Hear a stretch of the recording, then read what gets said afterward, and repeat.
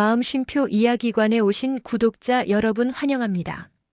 오늘은 출산 병실에 상간녀를 데려온 남편에게 웃으면서 이혼 도장을 찍어준 이야기를 들려드릴까 합니다. 저는 아이를 낳은 지 겨우 이틀 된 산모였습니다. 말 그대로 살아만 있던 상태였습니다. 몸은 내 몸이 아닌 것 같았고 배에는 아직도 통증이 남아있었고 전몸살 때문에 팔을 조금만 움직여도 눈앞이 하얘졌습니다. 그런데도 저는 병실 침대에 누워 계속 문만 보고 있었습니다. 남편이 올 시간이었기 때문입니다.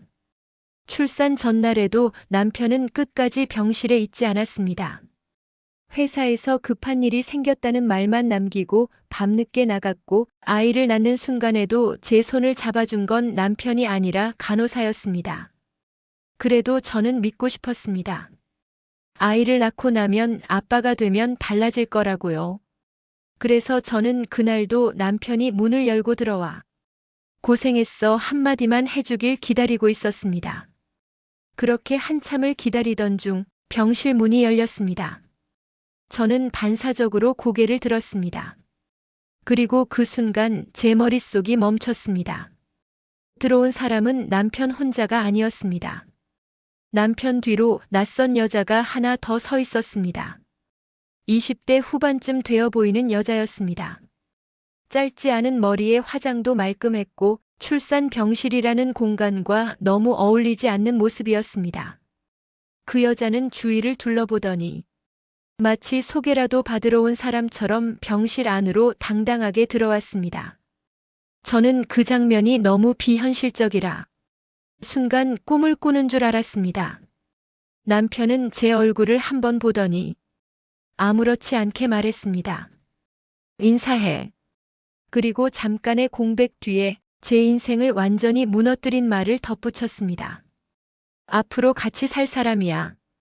그 말이 병실 안에 떨어지는 순간 귀에서는 아무 소리도 들리지 않았습니다.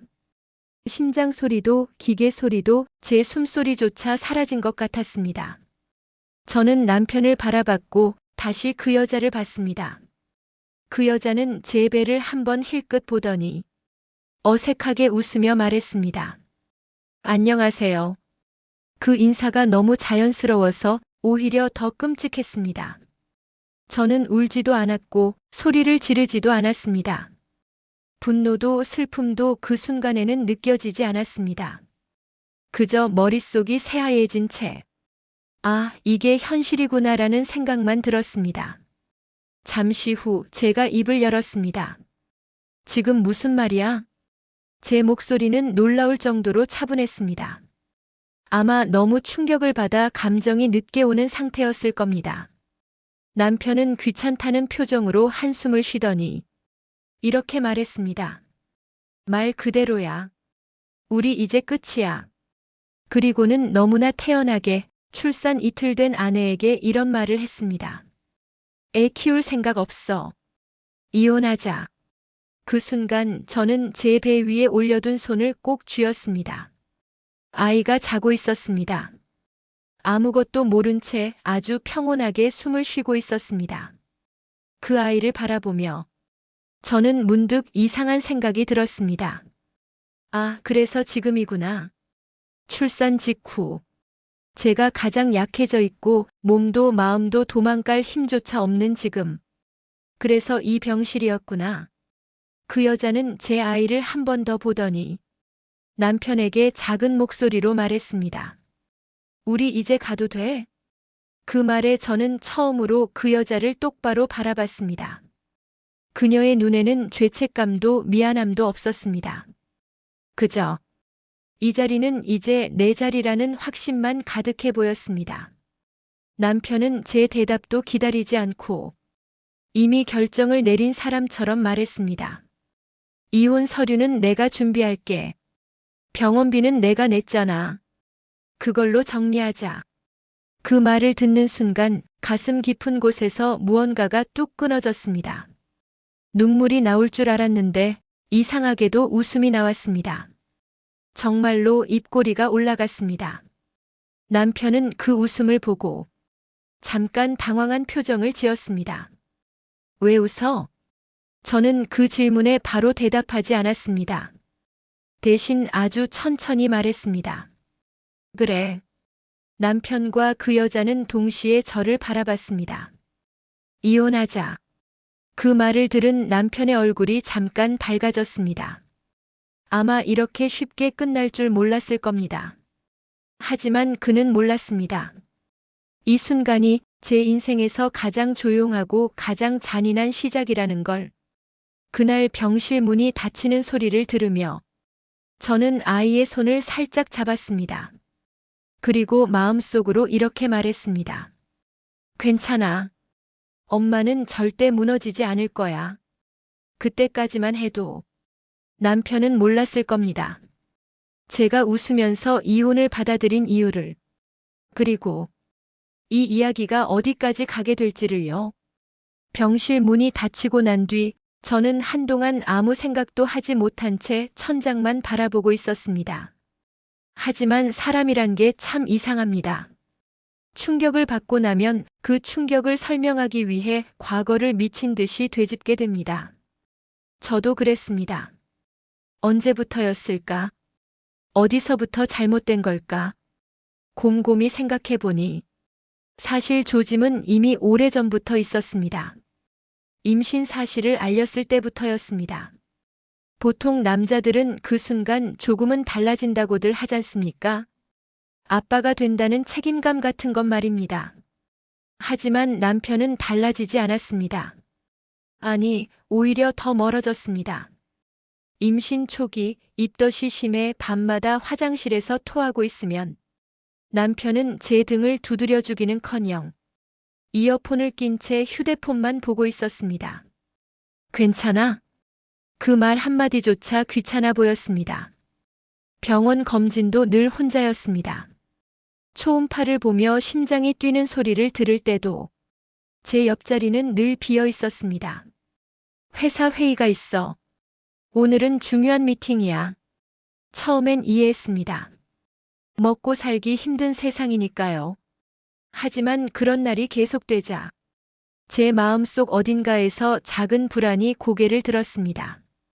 태교 교실도 혼자 갔고 출산 가방도 혼자 싸고 아기 침대도 혼자 골랐습니다. 남편에게 물으면 늘 같은 대답이 돌아왔습니다. 내가 알아서 해. 그 말이 얼마나 잔인한 말인지 그때는 제대로 알지 못했습니다. 임신 중반쯤 되었을 때부터 남편은 눈에 띄게 늦게 들어오기 시작했습니다.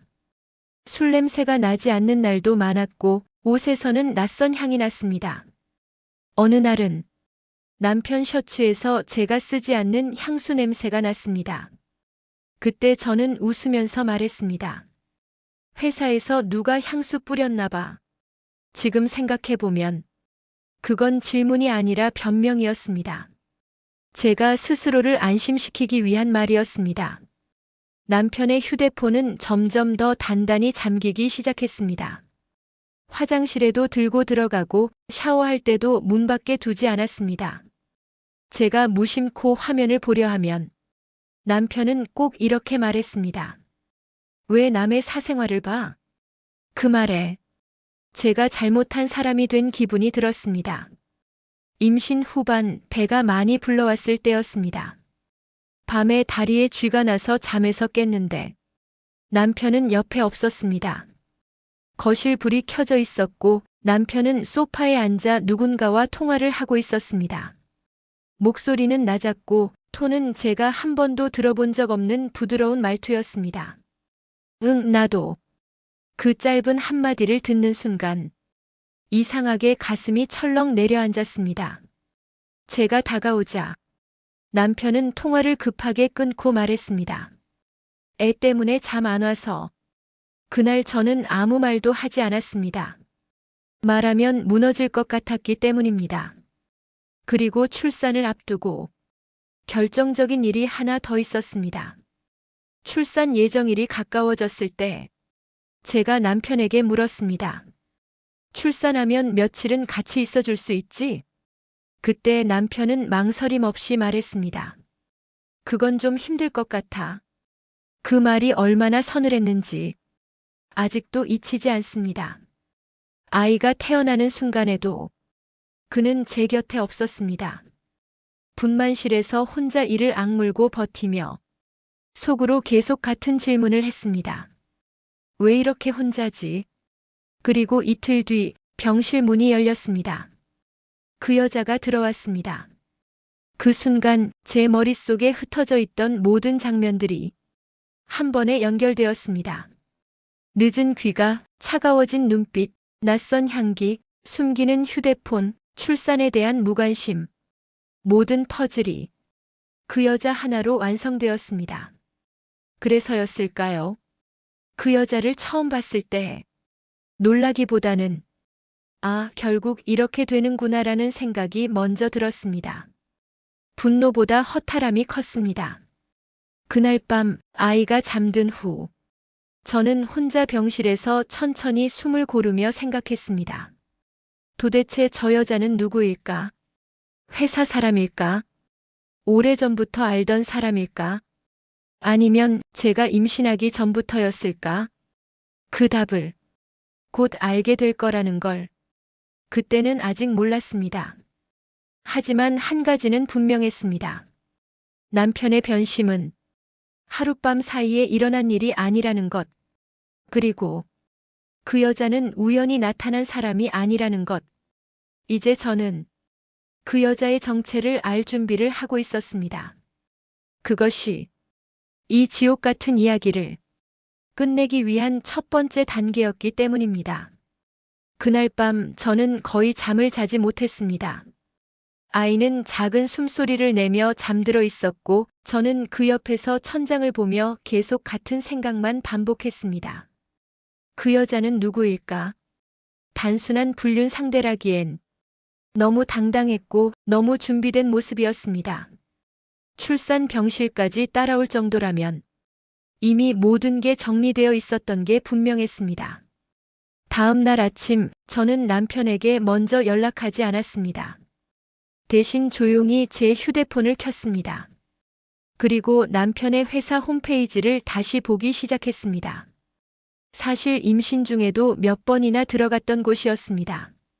그때마다 저는 괜히 의심하지 말자며 스스로를 말렸습니다. 하지만 이제는 달랐습니다. 조금만 찾아보면 그 여자의 정체를 알 수 있을 것 같은 이상한 확신이 들었습니다. 며칠 전 남편이 흘리듯 말했던 이름 하나가 불현듯 떠올랐습니다. 요즘 계약직 하나가 일 잘해. 그때는 그냥 넘겼습니다. 하지만 지금은 그 말이 귀에 박힌 가시처럼 느껴졌습니다. 저는 회사 공지사항, 프로젝트 참여자 명단, 출장 보고서를 하나하나 내려봤습니다. 그리고 마침내 그 여자의 이름을 발견했습니다. 계약직, 입사 1년 차, 남편과 같은 팀, 프로필 사진 속 얼굴은 어제 병실에서 본 그 여자였습니다. 순간 손이 떨렸습니다. 제가 임신 중이던 기간과 그 여자의 입사 시기가 정확히 겹쳐 있었습니다. 출장 일정도 이상할 정도로 많았습니다. 특히 제가 입덧으로 힘들어하던 시기, 남편은 유독 지방 출장이 잦았습니다. 그때마다 했던 말이 떠올랐습니다. 이번 프로젝트는 내가 꼭 가야 해. 그 꼭의 의미를 저는 이제야 이해했습니다. 하지만 그게 끝이 아니었습니다. 그날 오후 제가 가장 믿기 힘든 사실을 알게 되었습니다. 그 여자는 이미 남편의 부모에게 소개가 끝난 상태였습니다. 그 사실은 전혀 예상하지 못한 곳에서 알게 되었습니다. 시어머니에게서 전화가 왔기 때문입니다. 출산 후 처음 걸려온 시댁 전화였습니다. 저는 잠시 망설이다가 전화를 받았습니다. 몸은 좀 어떠니? 형식적인 안부였습니다. 저는 짧게 대답했습니다. 괜찮습니다. 그러자 시어머니는 조금도 망설이지 않고 이렇게 말했습니다. 이제 너도 알 건 알았지? 그 말에 가슴이 철렁 내려앉았습니다. 무슨 말씀이세요? 제가 묻자 시어머니는 한숨을 쉬듯 말했습니다. 그 여자 말이야. 이미 우리 집에서는 알고 있던 애야. 순간 머릿속에서 무언가가 무너졌습니다. 알고 계셨어요? 제 목소리는 떨렸지만 시어머니는 너무도 담담했습니다. 어차피 너랑은 오래 못 갈 거라고 생각했어. 그 말이 아무렇지도 않게 흘러나왔습니다. 시어머니는 그 여자를 이렇게 불렀다고 했습니다. 새 며느리. 그 말을 듣는 순간 숨이 막혀왔습니다. 제가 임신 중이던 그 시간 동안, 제가 아이를 품고 하루하루 버티던 그 시간 동안 그 집에서는 이미 제 자리를 다른 여자로 채워놓고 있었던 겁니다. 저는 떨리는 손으로 물었습니다. 언제부터요? 그러자 시어머니는 잠시 침묵하다가 결정타를 날렸습니다. 내가 임신하고 나서부터. 그 말 한마디에 제 자존감이 완전히 바닥으로 꺼졌습니다. 아이를 가졌다는 이유로 제가 더 이상 쓸모없는 사람이 된 것처럼 취급받고 있었다는 사실이 너무도 분명해졌습니다. 시어머니는 마치 저를 설득이라도 하듯 이런 말까지 덧붙였습니다. 그 애는 젊고 일도 잘하고 무엇보다 애를 낳자마자 이렇게 귀찮게 안 굴잖아. 그 순간 전화기 너머에서 제가 사람이 아니라 짐처럼 취급당하고 있다는 느낌이 들었습니다. 전화를 끊고 나서 한참 동안 손이 멈추지 않았습니다. 분노보다 먼저 온 건 모욕감이었습니다. 남편의 불륜도 그 여자의 존재도 충격이었지만 가장 잔인했던 건 시댁이 이미 모든 걸 알고도 저를 속여왔다는 사실이었습니다. 그날 밤 저는 다시 한번 생각했습니다. 그래서 이혼을 요구한 거구나. 출산 직후라는 제가 가장 약한 순간을 골라 법적으로도 감정적으로도 저를 밀어붙이려 했던 겁니다. 아이를 낳자마자 이혼을 요구한 이유. 그건 단순한 변심이 아니라 이미 짜여진 계획이었습니다. 그리고 저는 그 계획의 끝이 제가 울며 매달리는 모습일 거라고 그들이 확신하고 있다는 것도 알아차렸습니다. 하지만 한 가지 그들이 완전히 착각하고 있던 게 있었습니다. 저는 그저 당하는 사람이 아니라는 것. 그리고 이제부터는 제가 선택하는 차례라는 것. 그날 밤 저는 아이를 꼭 안고 조용히 마음속으로 다짐했습니다. 그래, 이혼하자. 하지만 그들이 생각하는 방식으로는 절대 아니었습니다. 시어머니와의 통화를 끊고 난 뒤 저는 한참 동안 아무 말도 하지 못한 채 앉아 있었습니다. 분노로 몸이 떨릴 줄 알았는데 이상하게도 마음이 조용했습니다. 마치 오래전부터 알고 있던 사실을 이제야 확인한 기분이었습니다. 그날 저녁 남편에게서 연락이 왔습니다. 잠깐 볼 수 있어? 그 문자를 보는 순간 저는 이미 무슨 말을 하려는지 알고 있었습니다. 그리고 얼마 지나지 않아 남편은 병실이 아닌 병원 근처 카페로 오라고 했습니다. 출산한 지 며칠 되지도 않은 아내에게 카페로 나오라는 말이 얼마나 잔인한지 그는 전혀 신경 쓰지 않았습니다.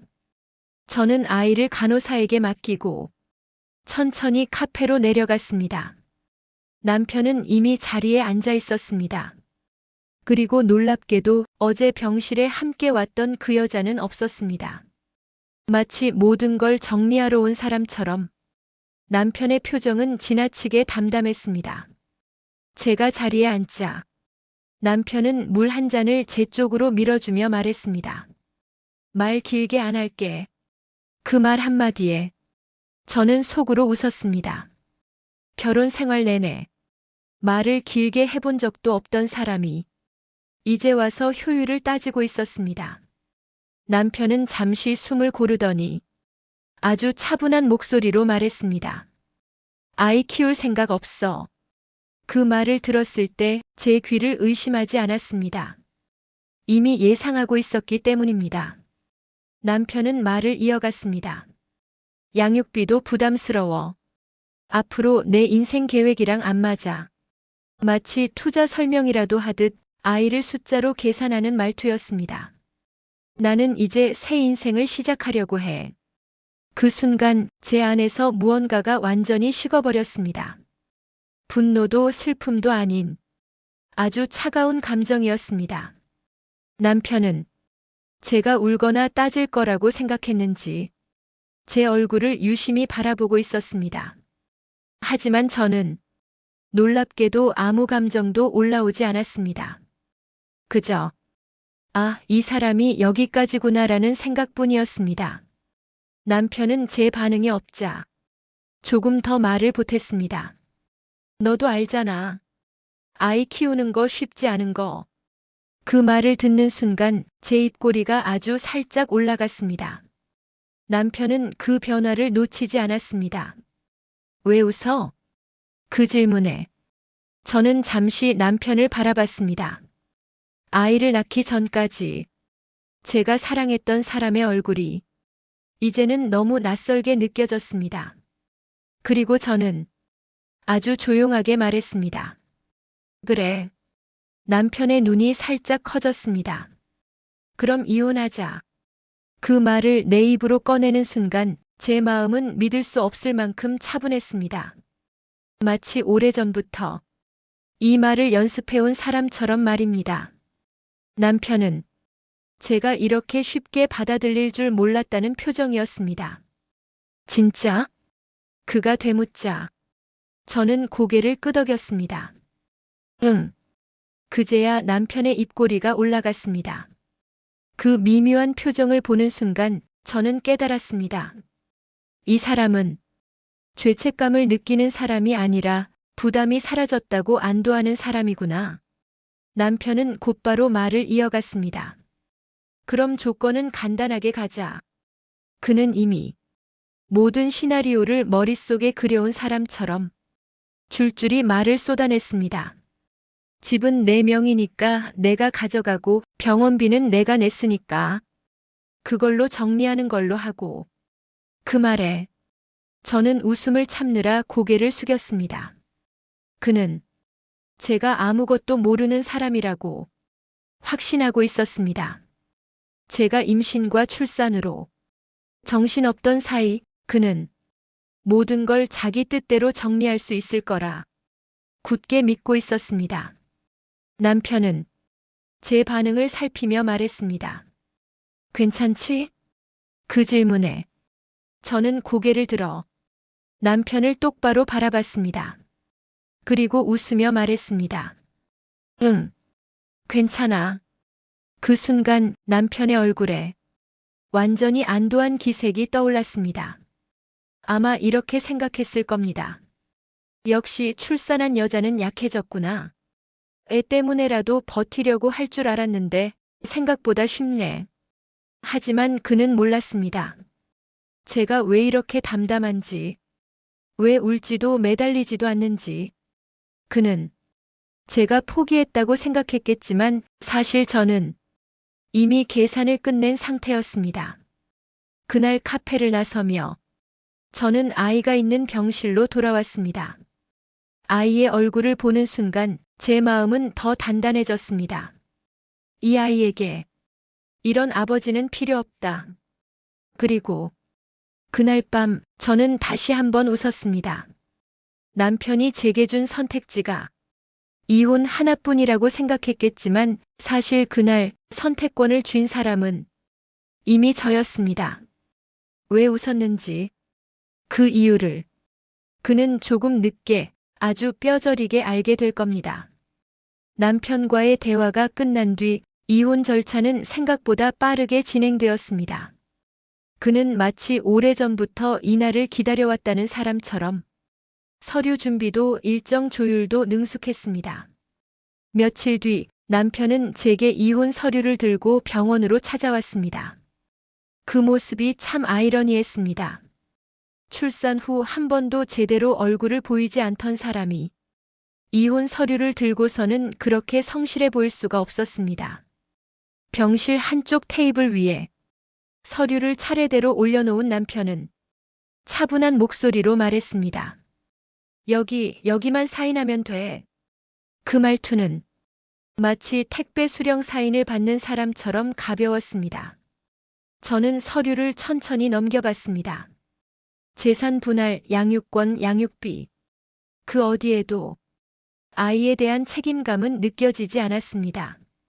하지만 저는 아무 말도 하지 않았습니다. 조건을 따지지도 않았고 질문도 하지 않았습니다. 남편은 제 반응을 살피듯 힐끔힐끔 저를 바라봤습니다. 괜찮지? 그 질문에 저는 고개를 끄덕였습니다. 응. 그 대답에 남편의 얼굴에 안도와 의심이 동시에 스쳤습니다. 아마도 이렇게 쉽게 끝날 일이었나? 하는 생각이 들었을 겁니다. 하지만 그는 곧 그 의심을 지워버렸습니다. 왜냐하면 저는 정말로 아무 말 없이 펜을 들었기 때문입니다. 종이를 눌러 적는 제 이름이 놀라울 만큼 또렷했습니다. 첫 장, 두 번째 장, 세 번째 장. 사인을 할 때마다 남편의 어깨는 점점 더 가벼워 보였습니다. 마지막 장에 사인을 하고 펜을 내려놓자 남편은 한 박자 늦게 말했습니다. 이렇게 끝이네. 그 말 속에는 미안함보다 해방감이 더 짙게 묻어 있었습니다. 저는 아무 대답도 하지 않았습니다. 울지도 않았고 한숨도 쉬지 않았습니다. 그저 아이를 내려다보며 서류를 정리할 뿐이었습니다. 그 모습이 남편에게는 이상하게 보였던 모양입니다. 너 진짜 괜찮은 거야? 그 질문에 저는 고개를 들어 남편을 바라봤습니다. 그리고 아주 담담하게 말했습니다. 응, 생각보다 괜찮아. 그 말에 남편은 웃었습니다. 그 웃음은 미안해서 짓는 웃음이 아니라 걱정이 사라져서 짓는 웃음이었습니다. 그는 제가 아무 준비도 없다고 생각했을 겁니다. 출산하느라 정신 없었고 아이 때문에 앞이 캄캄해서 이혼이 무슨 의미인지도 모를 거라고 착각했을 겁니다. 그래서 그는 마지막으로 이런 말까지 했습니다. 혹시 나중에 생각 바뀌면 귀찮게 하지 말자. 그 말을 듣는 순간 저는 속으로 웃었습니다. 귀찮게 할 사람은 이제 내가 아니라 너일 텐데. 남편은 서류를 챙겨 들고 병실을 나서며 말했습니다. 아이 사진은 나중에 보내줘. 그 말이 얼마나 무책임한지 굳이 설명할 필요도 없었습니다.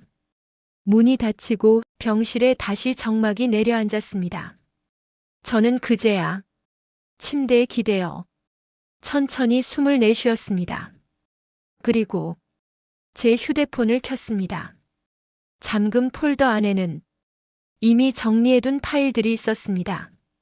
남편의 통화 기록, 출장 일정, 카드 사용 내역, 블랙박스 영상, 그리고 백업해둔 메시지들. 임신 중 제가 혼자 버텨야 했던 그 시간 동안 남편은 생각보다 많은 흔적을 남겼습니다. 출장이라고 했던 날 같은 호텔에 찍힌 두 사람의 기록. 회식이라던 밤 같은 시간에 결제된 커플 메뉴.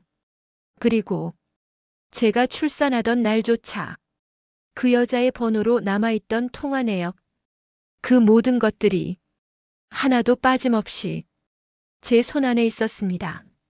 남편은 제가 아무것도 모른 채 서명만 한 줄 알았겠지만 사실 저는 이미 이혼을 끝이 아니라 시작으로 보고 있었습니다.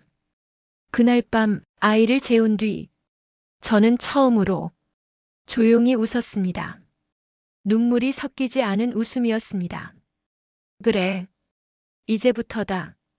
아직 아무것도 시작하지 않았는데도 이상하게 마음이 가벼웠습니다. 왜냐하면 그는 아직 모르고 있었기 때문입니다. 제가 왜 조건을 따지지 않았는지, 왜 이렇게 쉽게 도장을 찍었는지, 그리고 그 서류에 찍힌 제 이름이 그의 인생에서 가장 비싼 사인이 될 거라는 사실을요. 그 증거들이 언제, 어떤 방식으로 그를 무너뜨릴지는 조금만 기다리면 자연스럽게 드러나게 될 겁니다. 이혼 서류에 도장을 찍고 난 뒤 사람들은 제가 무너졌을 거라고 생각했을 겁니다. 출산 직후 남편에게 버림받은 여자, 아이 하나 안고 앞날이 막막한 여자. 아마 남편도 그렇게 생각했을 겁니다. 하지만 현실은 달랐습니다. 저는 산후조리원에 들어가서도 하루도 제대로 쉬지 않았습니다. 몸은 분명 회복 중이었지만 정신은 오히려 그 어느 때보다 또렷했습니다. 이상하게도 눈물이 나지 않았습니다. 대신 머릿속이 계속해서 빠르게 돌아가고 있었습니다. 지금부터가 진짜 시작이다. 산후조리원 방 안에서 아이가 잠든 틈을 타 저는 휴대폰을 켰습니다. 그리고 하나씩 정리하기 시작했습니다. 가장 먼저 확인한 건 남편의 통장이었습니다. 결혼 기간 동안 제가 관리하던 생활비 통장 외에 남편 명의로 된 계좌가 몇 개 더 있다는 걸 예전부터 어렴풋이 알고 있었습니다. 그동안은 굳이 들여다보지 않았습니다. 하지만 이제는 그럴 이유가 없었습니다. 카드 사용 내역, 이체 기록, 정기적으로 빠져나간 돈들. 그 안에는 제가 임신 중이던 시기에 유독 늘어난 지출들이 있었습니다. 출장이라고 했던 날짜와 정확히 겹치는 호텔 결제, 제가 병원에 누워있던 날 고급 레스토랑에서 결제된 둘이 먹는 메뉴, 그 숫자 하나하나가 이제는 감정이 아니라 증거로 보이기 시작했습니다. 그 다음으로는 남편의 회사 자료였습니다. 예전에 남편이 쓰던 노트북이 집에 남아 있었습니다. 회사 메일이 자동 로그인된 상태였고 저는 그걸 그대로 두고 있었습니다. 이혼 후에야 그 노트북을 켰습니다. 출장 보고서, 프로젝트 일정표, 외부 미팅 기록. 그 안에는 그 여자의 이름이 너무 자주 등장했습니다. 우연이라고 보기엔 지나치게 반복되는 동행이었습니다. 그리고 카카오톡 백업. 임신 중 남편이 갑자기 휴대폰을 바꾸겠다고 했던 날이 떠올랐습니다. 그때 저는 일 때문에 그렇겠지라고 넘겼습니다. 하지만 백업된 파일 속에는 지워지지 않은 흔적들이 남아 있었습니다. 새벽에 오간 메시지, 출장지에서 찍은 사진, 오늘은 집에 못 들어가라는 말 뒤에 이어진 이모티콘들. 그 메시지들을 보며 저는 더 이상 가슴이 아프지 않았습니다. 오히려 확신이 생겼습니다. 아, 이건 내가 틀린 게 아니었구나. 마지막으로 확인한 건 블랙박스 영상이었습니다. 차량 기록을 확인하자 남편이 말하지 않았던 동선들이 고스란히 남아 있었습니다.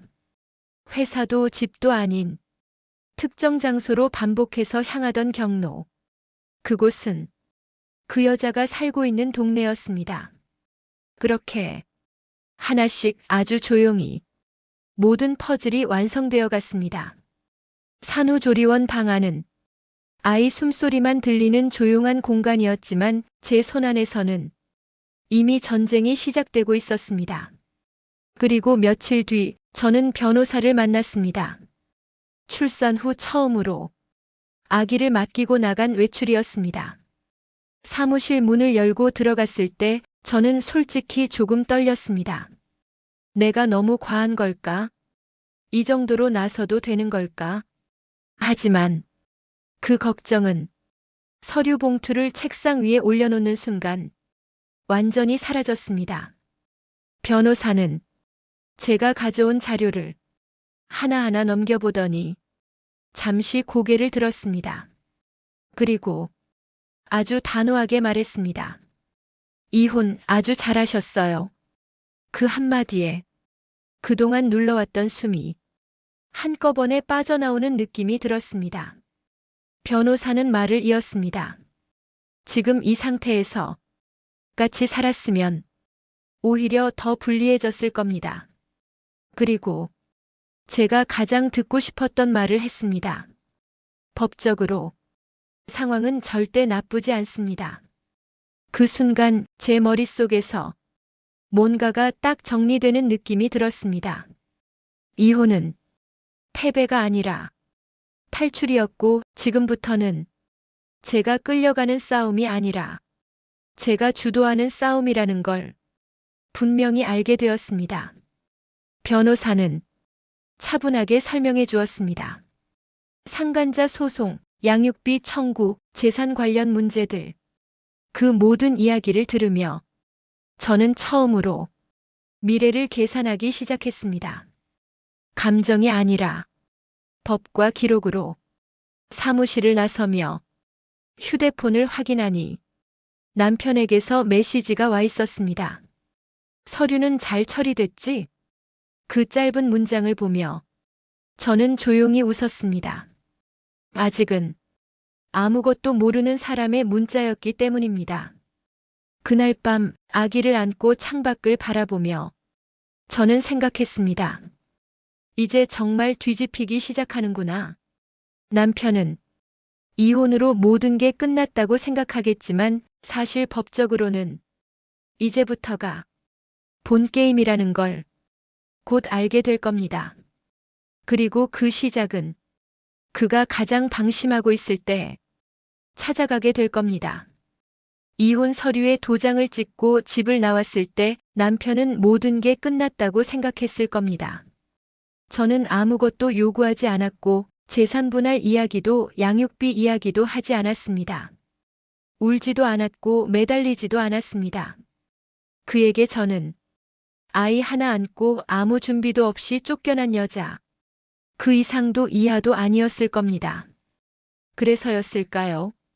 그는 이혼 다음 날 상간녀와 함께 찍은 사진을 SNS에 올렸다고 들었습니다. 새 출발이라는 말과 함께요. 저는 그 소식을 들었을 때도 아무 반응을 하지 않았습니다. 이미 제 안에서는 그의 인생이 어디로 흘러갈지 대략적인 그림이 완성되어 있었기 때문입니다. 내용 증명을 보내기로 한 날은 제가 산후조리원을 퇴소한 지 정확히 보름째 되는 날이었습니다. 아이를 재우고 분유병을 소독한 뒤 노트북을 열었습니다. 이미 변호사 사무실에서 모든 서류는 정리되어 있었습니다. 남편의 외도 증거, 상간녀와의 출장 동행 기록, 회사 법인 카드 사용 내역, 호텔 리조트 숙박 영수증, 카카오톡 백업 파일, 블랙박스 음성 기록, 그리고 그 모든 자료의 날짜가 제가 임신 중이던 시기와 정확히 겹친다는 사실까지 변호사는 말했습니다. 이 정도면 상간자 소송은 물론이고 위자료 액수도 꽤 나옵니다. 저는 그 말에 고개만 끄덕였습니다. 돈이 목적이 아니었기 때문입니다. 제가 원하는 건 단 하나였습니다. 그들이 끝났다고 믿는 순간부터 진짜 시작되는 것. 내용 증명은 남편의 집 주소로 그리고 회사 주소로 동시에 발송되었습니다. 상간자 소장은 그 여자, 그러니까 남편 회사의 계약직 직원 이름으로 정식 접수했습니다. 변호사는 일부러 말했습니다. 동시에 받게 해야 합니다. 그래야 서로를 의심하기 시작하거든요. 저는 그 말이 이상하리만큼 차분하게 이해됐습니다. 그날 밤 10시가 조금 넘었을 때였습니다. 아이를 안고 트림을 시키고 있는데 휴대전화가 울렸습니다. 남편이었습니다. 이혼 후 처음 오는 전화였습니다. 잠시 망설이다가 전화를 받았습니다. 이게 뭐야? 목소리는 분명히 떨리고 있었습니다. 내용 증명이 왜 와? 그리고 소장은 또 뭐야? 저는 아이를 침대에 눕히고 조용히 의자에 앉았습니다. 그리고 아주 천천히 말했습니다. 이제부터 시작이야. 그는 잠시 말을 잃었습니다. 수화기 너머로 숨을 크게 들이쉬는 소리가 들렸습니다. 아니, 우리가 이미 이혼했잖아. 그 말에 저는 웃음이 났습니다. 이혼은 했지. 외도에 대한 책임까지 끝난 건 아니야. 그는 갑자기 화를 냈습니다. 너 왜 이제 와서 이래? 그때는 아무 말도 안 했잖아. 그 말이 참 우스웠습니다. 그때는 내가 날 얕잡아 보게 두는 게 필요했거든. 전화를 끊기 전 저는 마지막으로 이렇게 말했습니다.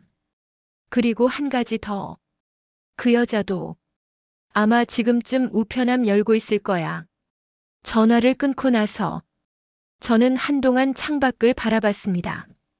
출산 병실에서 그 여자를 데려왔던 그날 제가 느꼈던 모욕감과 분노는 이제 더 이상 제 안에 없었습니다. 대신 아주 묘한 평온이 자리 잡고 있었습니다.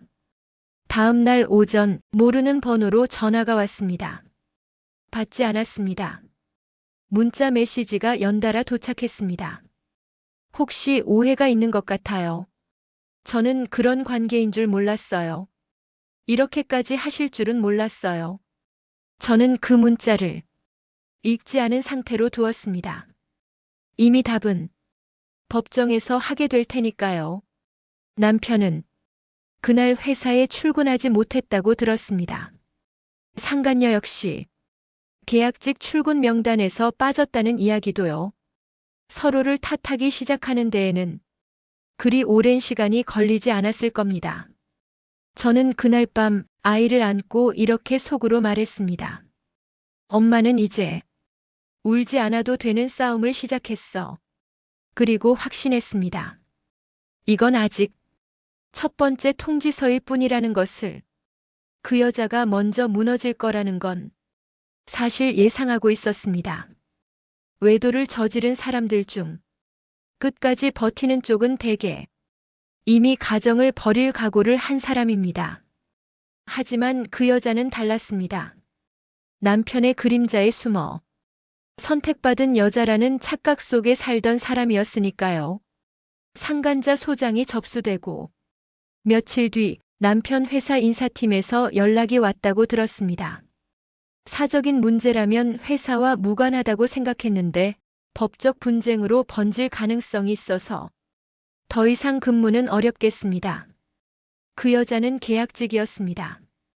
갱신 시기를 한 달 남겨둔 상태였고 결국 그 한 달도 채우지 못한 채 회사를 나오게 되었습니다.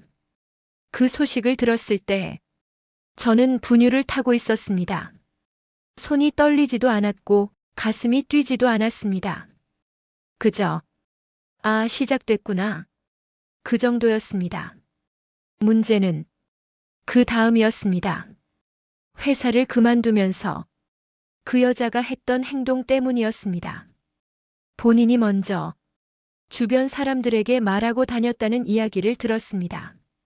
이혼한 남자랑 사귀었을 뿐이다. 전처가 괴롭힌다.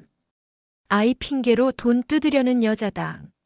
하지만 세상은 생각보다 그렇게 단순하지 않았습니다.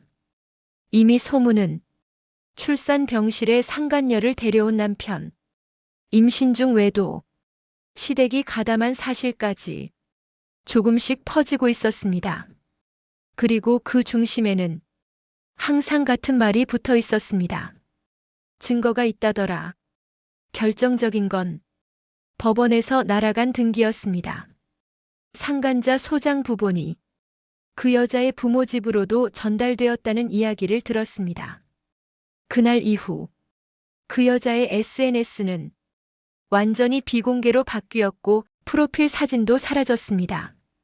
공개 계정으로 행복과 사랑을 자랑하던 사람은 어디에도 없었습니다. 그날 저녁 시어머니에게서 전화가 왔습니다. 이혼 후 처음이었습니다. 여보세요. 목소리는 예상보다 많이 낮아져 있었습니다. 너 왜 이렇게까지 하니? 저는 잠시 침묵했습니다. 그리고 차분하게 대답했습니다. 제가 뭘 했는데요? 사람 하나 인생 망쳐야 속이 풀리니? 그 말에 저는 웃음이 나왔습니다. 어머님, 그분 인생은 제가 아니라 아드님이 망친 거예요. 시어머니는 잠시 말이 막힌 듯 했습니다. 그러다 곧 익숙한 말을 꺼냈습니다. 그래도 너는 애 엄마잖아. 이제 그만 참아. 집안 체면도 있고. 저는 그 말을 끝까지 듣지 않았습니다. 어머님, 저 참는 며느리 아니에요. 그리고 또박또박 말했습니다. 참았던 건 이미 출산 병실에서 끝났어요. 전화는 일방적으로 끊겼습니다. 하지만 그게 끝이 아니었습니다. 그날 밤 이번에는 시아버지에게서 문자가 왔습니다. 너도 어른이니 이쯤에서 멈추는 게 어떻겠니? 저는 그 문자에 단 한 줄로 답했습니다. 법원에서 뵙겠습니다. 며칠 뒤 상간녀에게서 직접 연락이 왔습니다. 이번에는 전화였습니다. 받지 않았습니다. 음성 메시지가 남겨졌습니다. 저 직접 만나서 이야기하고 싶어요. 이렇게까지 될 줄은 몰랐어요. 저도 피해자예요. 그 목소리는 완전히 무너져 있었습니다. 하지만 저는 그 메시지를 다시 재생하지 않았습니다. 피해자라는 단어를 입에 올릴 자격은 그 여자에게 없었으니까요. 남편은 점점 더 조급해졌습니다. 변호사를 통해 조정 요청이 들어왔고 원만하게 끝내고 싶다는 말이 계속 전달되었습니다. 하지만 제가 요구한 건 단 하나뿐이었습니다. 사과도 합의도 법정에서 하겠습니다. 그날 밤 아이를 재우고 나서 혼자 거실에 앉아 조용히 생각했습니다. 출산 병실에서 그 여자를 봤던 순간 저는 모든 걸 잃은 줄 알았습니다. 하지만 지금은 분명히 느끼고 있었습니다. 잃은 게 아니라 되찾고 있다는 것을. 존엄도 선택권도 제 인생의 방향도. 그리고 알았습니다. 이제 남편에게 선택의 시간이 다가오고 있다는 것을. 도망칠 것인지 모든 걸 잃을 각오를 할 것인지 그의 선택에 따라 이 이야기는 완전히 다른 결말로 흘러가게 될 테니까요. 그가 다시 나타난 건 모든 게 무너진 뒤였습니다. 상간녀는 회사를 떠났고 시댁은 조용해졌고 법원 일정은 하나씩 정리되고 있던 시점이었습니다. 그때까지도 저는 그가 다시 찾아올 거라고 생각하지 않았습니다. 아이를 버리고 간 사람은 대개 끝까지 도망치니까요. 초인종이 울린 건 비 오는 평일 저녁이었습니다. 아이를 재우고 혼자 조용히 밥을 먹고 있던 때였습니다. 문을 열자 그는 거기 서 있었습니다. 말라 있었고 눈밑은 퀭했고 예전의 자신감은 어디에도 없었습니다. 잠깐 이야기할 수 있을까? 그 목소리는 제가 알던 남편의 목소리가 아니었습니다. 저는 문을 활짝 열지 않았습니다. 체인만 건 채 그를 바라봤습니다. 무슨 일로 왔어요? 그는 잠시 고개를 숙였다가 조심스럽게 말했습니다. 아이 보고 싶어서. 그 말 한마디에 가슴이 철렁 내려앉았습니다. 분노도 아니고 슬픔도 아니었습니다. 그저 기이한 허탈감이 밀려왔습니다. 저는 아무 말 없이 거실로 가서 아이 사진이 담긴 액자를 들고 나왔습니다. 출산 직후 찍은 사진이었습니다. 아이가 제 품에서 조그맣게 숨 쉬고 있던 사진이었습니다. 그 사진을 체인 너머로 보여주며 조용히 말했습니다. 이 아이 기억나요? 그는 고개를 끄덕였습니다. 당연하지, 내 아이잖아. 그 말에 저는 처음으로 그를 똑바로 바라봤습니다. 당신 이 아이 태어난 날 어디 있었어요? 그는 대답하지 못했습니다. 이 아이 태어난 지 이틀 됐을 때 누구 손잡고 병실에 들어왔어요? 그는 입술을 깨물었습니다. 이 아이를 키울 생각 없다고 말한 게 누구였죠? 그는 결국 아무 말도 하지 못했습니다. 그는 잠시 침묵하다가 갑자기 말을 바꿨습니다. 사람은 실수할 수 있잖아. 나도 그땐 정신이 없었어.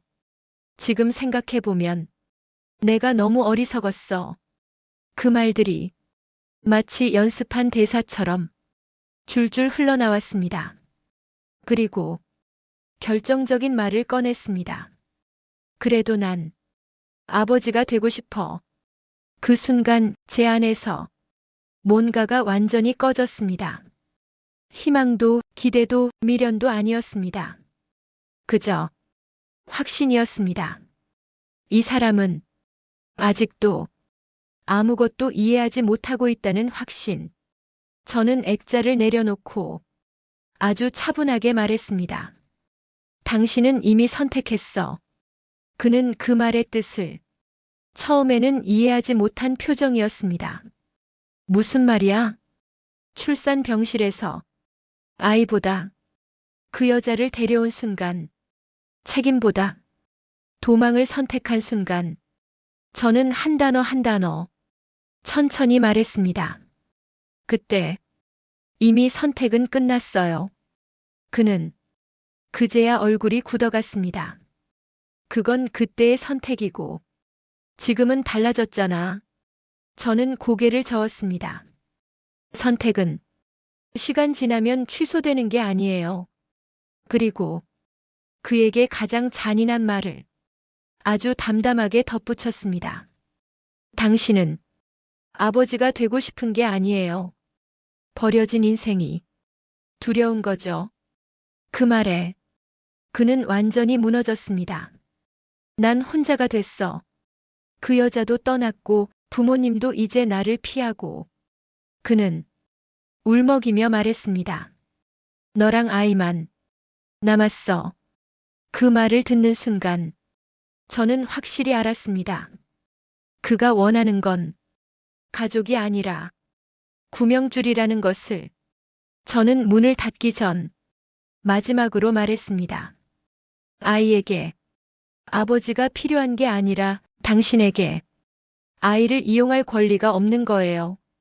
그리고 체인을 풀지 않은 채 문을 닫았습니다. 그날 밤 아이를 안고 한참을 앉아 있었습니다. 이 아이는 태어나자마자 아버지라는 이름을 잃었을지도 모릅니다.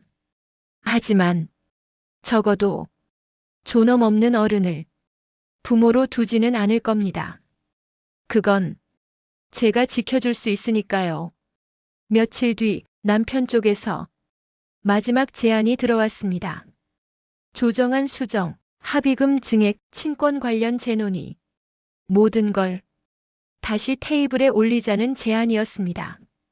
저는 그 서류를 조용히 덮었습니다. 그리고 제 변호사에게 말했습니다.